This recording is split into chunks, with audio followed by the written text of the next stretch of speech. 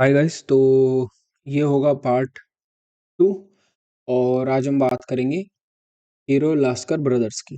ठीक है, प्लेलिस्ट का लिंक आपको नीचे मिल जाएगा, टॉप लिंक, जिसके अंदर ये पूरी प्लेलिस्ट है। आप पूरी प्लेलिस्ट देख सकते हो और सारी वीडियोस देख सकते हो। आपको बहुत कुछ सीखने को मिलेगा। एज ऑलवेज सबसे पहले यही रिक्वेस्ट है मेरी कि नीचे टेलीग्राम का लिंक है, आप टेलीग्राम ज्वाइन कर लो। वहाँ पर अपडेट्स जल्दी आती हैं और सारी डिटेल्स आती हैं। राइट, तो बंद करते हैं और फटाफट चलते हैं चार्ट पे। जो आज का सेकंड चार्ट डिस्कशन होगी वो भी एक ऐसा ट्रेड है जो हमने लिया था लेकिन हमने लेट बाय करा। तो अब वही एस्पेक्ट आएगा कि एक चीज को दो तीन जगह खरीदा जा सकता था और दो तीन जगह सेल हो सकता था। ठीक है, और एक लेआउट में बस स्टडी वाला अपना, इसमें हम देखेंगे, और एक लेआउट है जहाँ पे मेरे मार्क्स लगा रखे मैंने, बट हम इस पे शुरू करेंगे। एज ऑलवेज मैंने आपको बताया हमेशा कि मेरी प्रेफरेंस हमेशा वीकली पे देखने की प्रेफरेंस रहती है। पहली शुरुआत करो तो वीकली से करो। ठीक है, अब अगर हम इस ट्रेड को देखें और अगर मैं आपको नेकेड आई से बोलूँगा कि ऐसे ही बता दो चार्ट में कि कहाँ पर आपको एक क्लीन बेस दिख रहा था, आई थिंक ये एक जगह ऐसी होगी जहाँ पे सबको दिख रहा होगा कि यहाँ पर जो स्टॉक है वो साइडवेज फंसा हुआ है। ठीक है, आप देख सकते हो, ये देखो, ये पूरा का पूरा जो पीरियड है ये एक साइडवेज पीरियड है। ठीक है, तो मैं वीकली में मान लेता है इसको यहाँ पर, ये ऐसा कुछ। राइट, डेली पे आते हैं। अब डेली पे अगर आप देखोगे ना तो वॉल्यूम आपको देखने को शुरू हो चुके हैं मिलनी। ठीक है, वॉल्यूम स्पाइक्स यहाँ पे आ चुकी हैं। यहाँ पे अगर हम जाएंगे तो ट्रेंड कुछ इसके बाद से लोअर लोज बनने बंद हो चुके हैं। ठीक है, फर्स्ट वॉल्यूम की जब पॉप आई है उससे पहले से आप देखो, ये लोअर लो है, higher high, higher high, lower lower highs, higher lows, higher highs. एक तो मैं उल्टा वर्ड बोली जा रहा हूँ, हायर हाइज बनते जा रहे हैं और हायर लोज बन रहे हैं। राइट, अब ये देखो, पहली एंट्री यहाँ बन सकती थी, जो ये एक अच्छी कैंडल आई 20% की। और इसको हम देखें ना, लास्ट डे के क्या क्लोजिंग थी हमारी, 422। इसकी क्लोजिंग ओपन क्या है, देखो 3 पॉइंट ऊपर ऊपर ओपन हुआ है। ठीक है, एक बार मैं, क्या डेटा ये, 11 मई को। ऐसे ही इंट्राडे चार्ट भी देखना चाहता हूँ। देखो, मैं ये सीरीज दो रीज़न के लिए बना रहा हूँ। एक अपनी भी स्टडी हो जाएगी जो मैं करता ही हूँ, और दूसरी उनकी हो जाएगी जो कोई देख रहा होगा। तो मैं अपने लिए भी क्यूरोसिटी के लिए जाना पसंद करता हूँ इंट्राडे देखना।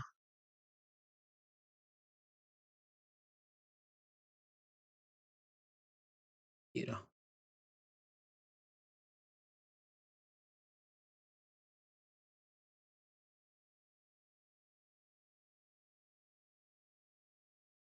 अच्छा ये देखो, ये देखो, ये देखो, इंटरेस्टिंगली पहली कैंडल ने एक बार भी होल्ड नहीं करा। राइट,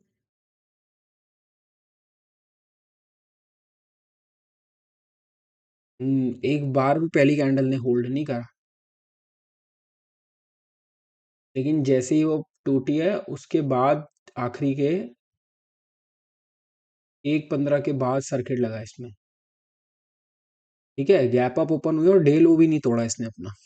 तो ये छोटे छोटे पॉइंटर्स होते हैं कि पता लग जाता है एक स्ट्रॉन्ग स्टार्ट।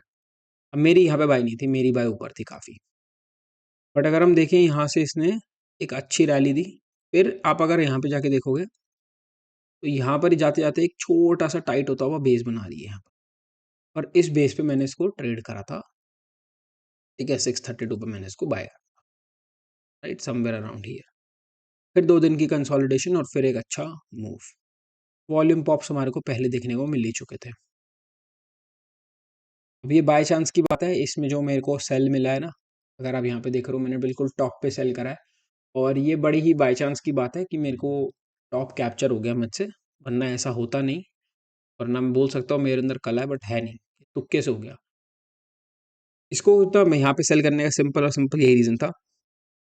स्टॉक अगर आप देखो ना तो यहाँ से यहाँ तक के अंदर लगभग 120% का रिटर्न दे चुका है। और अभी तक ये हमारा दूसरा चार्ट है ऐसा।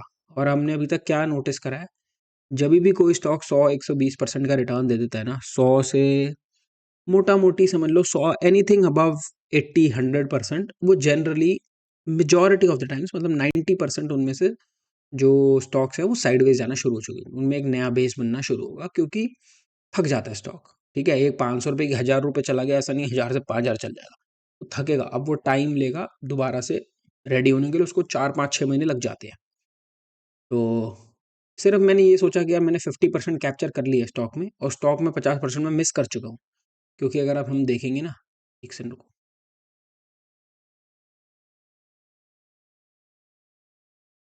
यहाँ पर थी एंट्री मेरी, 47% का मूव मिस कर चुका था मैं। यहाँ से 43% का मूव मैंने कैप्चर कर लिया। तो मैं देख रहा था कि भाई मैंने लगभग लगभग 50 40% कैप्चर कर लिया, और 40 में मिस कर चुका।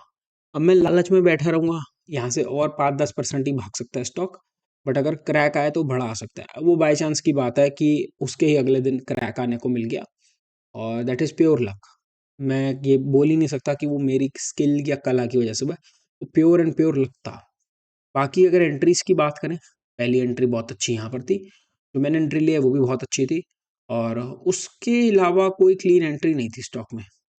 उसके अलावा ऐसा नहीं बोल सकता मैं कि बहुत अच्छी एंट्रीज कहीं ना कहीं अवेलेबल थी। हाँ, आप 20 EMA के रीटेस्ट पे देखना चाहोगे तो ये एक अच्छी एंट्री थी। Because if you notice between this move and this move, इन दोनों में अगर मैं आपसे बोलूँगा ना क्या कॉमन है, तो मैं आपको 1 मिनट देता हूँ, सोचो कि इन दोनों चीज़ों में क्या कॉमन है। इन दोनों में से पता है क्या कॉमन है? दोनों की जो स्टार्ट है ना वो बहुत स्ट्रांग है। नोटिस करो, दोनों की जो ओपन है वो हल्की सी ऊपर हुई है। तो वो यहाँ पर एक एंट्री बन सकती थी, और कभी भी उसका लो क्रैक नहीं हुआ। बट अदर देन दैट, मेरे हिसाब से ये एक परफेक्ट ट्रेड था। ठीक है, और अभी मैं यही ट्रेड शेयर करूँगा जो मैंने पर्सनली एग्जीक्यूट कर रखे हैं। फिर हम धीरे धीरे उन ट्रेड्स पाएंगे जो मैंने नहीं मिस भी करे। कि भाई मैं कोई परफेक्ट ट्रेडर तो पैदा हुआ नहीं, या कोई भी नहीं होता। बट मेरे हिसाब से और कोई इसमें मेरे को दिख नहीं रही एंट्रीज। हाँ, सेलिंग पॉइंट आप यहाँ पर भी सेल कर सकते थे। जब 14 अगस्त का दिन आता, तो कितना मैंने कहाँ सेल करा था, बिल्कुल 925।